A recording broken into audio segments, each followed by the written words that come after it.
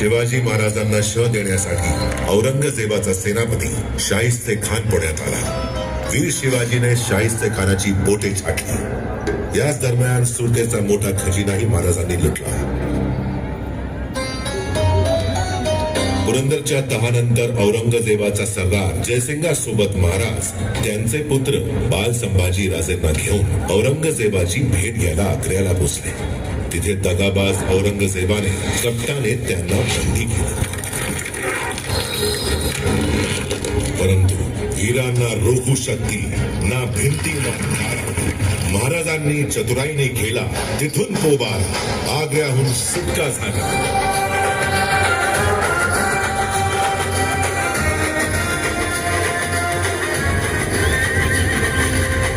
आणि यानंतर महाराजांची